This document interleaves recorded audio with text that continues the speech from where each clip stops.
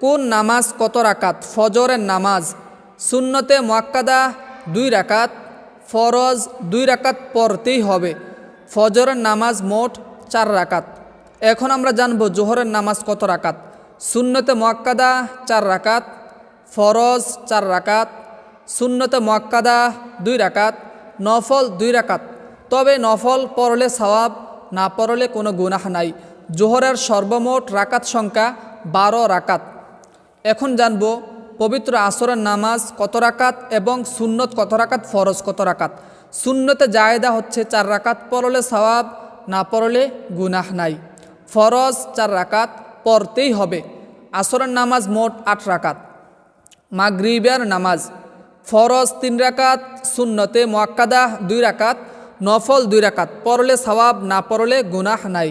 মাগরিবের মোট রাকাত সংখ্যা 7 রাকাত। এখন আমরা জানব পবিত্র এশারের নামাজ মোট কত রাকাত। সুন্নতে জায়েদা 4 রাকাত, পড়লে সওয়াব, না পড়লে গুনাহ নাই।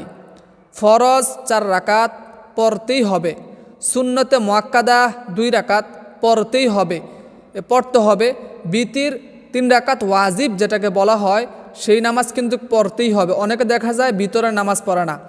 তারপরে নফল 2 রাকাত, পড়লে সওয়াব, না পড়লে কোনো গুনাহ নাই। মোট 15 রাকাত।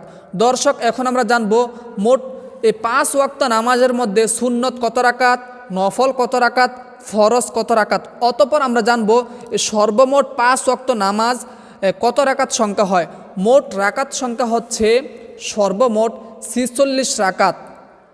সর্বমোট হচ্ছে 5 ওয়াক্ত নামাজ 46 রাকাত। নামাজের মধ্যে 46 রাকাতের মধ্যে 17 রাকাত হচ্ছে ফরজ, পড়তেই হবে যেটা, আর 12 রাকাত সুন্নত পড়তে হবে। আর বাকি যে 17 রাকাত থাকে সুন্নতে জায়েদা ও নফল, পড়লে সওয়াব, না পড়লে কোনো গুনাহ নাই।